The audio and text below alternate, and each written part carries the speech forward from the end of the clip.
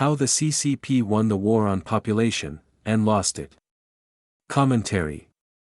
Does anyone wonder why China leads the world in advanced, AI-driven, human-like robot production when it has such a huge workforce? Perhaps it's time someone did. Vanishing children. Across China, kindergartens are closing because there aren't enough students. Elementary schools are merging. Universities are competing for shrinking graduating classes. Entire provinces are reporting fewer births year after year, while nursing homes expand faster than maternity wards.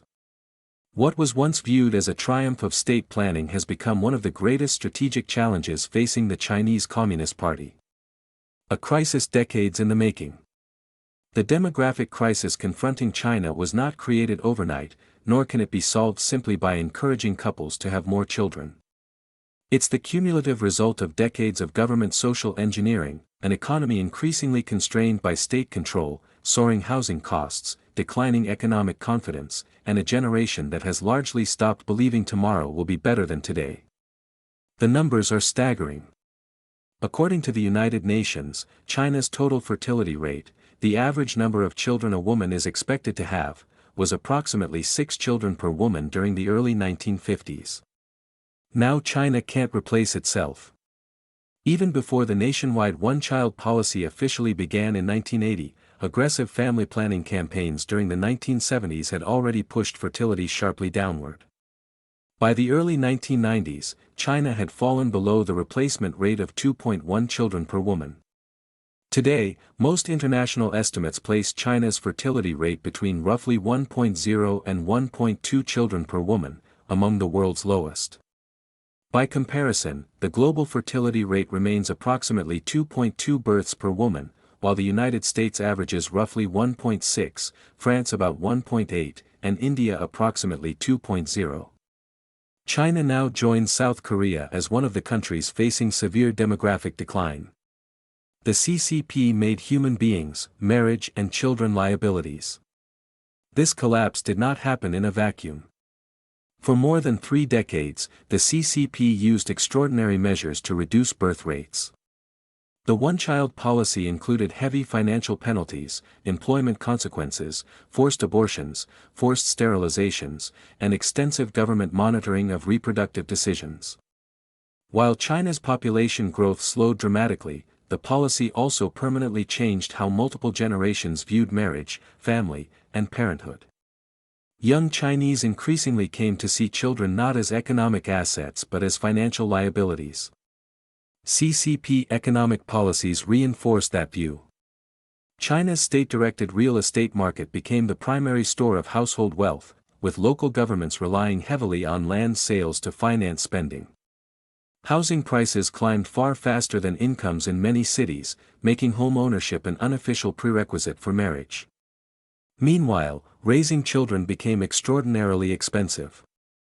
Families faced escalating costs for education, tutoring, childcare, healthcare, and housing near desirable schools.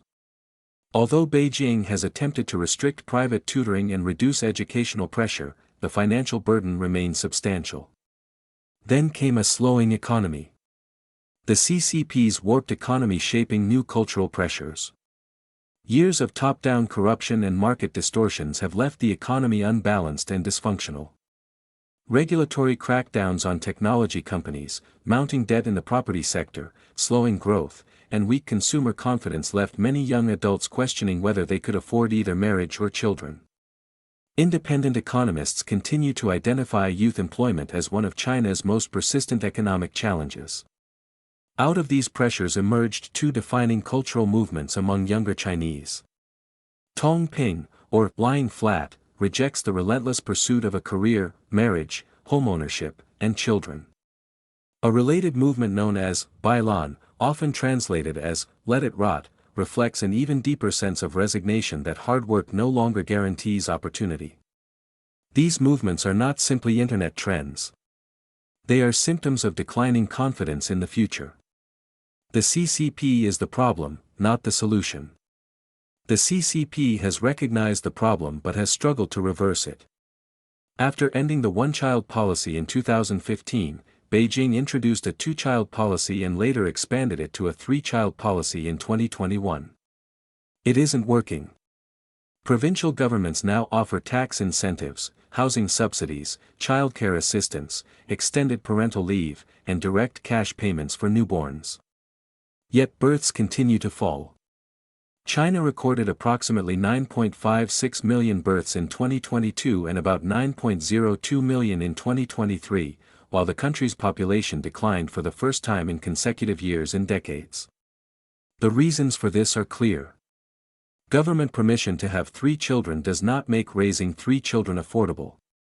Nor does it restore confidence among a generation that has watched housing prices soar, career prospects weaken, and upward mobility become increasingly uncertain. Is China's population crash underreported? Another question increasingly raised by independent demographers concerns the accuracy of China's official population figures. Several researchers have argued that China's true population may be tens of millions lower than official estimates suggest, citing discrepancies among census data, school enrollment figures, household registrations, and birth statistics. Other respected demographers caution that China's population remains extraordinarily difficult to measure precisely and that revisions are common after major censuses. Has Beijing intentionally inflated its population figures? It's hard to know, but official demographic statistics serve political and economic interests.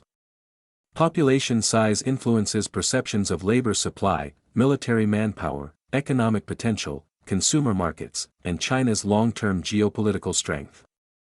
Any significant downward revision would reinforce concerns about slowing growth and accelerating national aging. China is growing older before growing richer. In any case, the broader trajectory is no longer in doubt. China is growing older before it grows richer. The workforce will continue shrinking. Pension obligations will increase. Healthcare systems will face mounting pressure. Manufacturing competitiveness will become more difficult to sustain.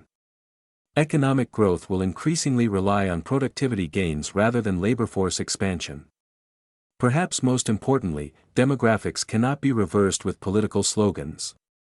A childless future.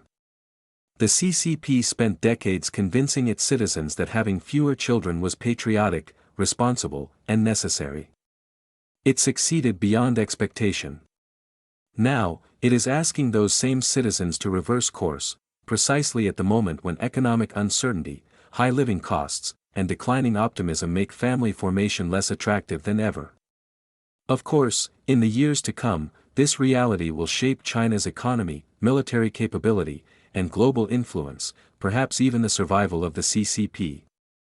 A government powerful enough to shape a nation's reproductive choices for 40 years has discovered that it cannot easily persuade people to dream bigger than the future they believe awaits them.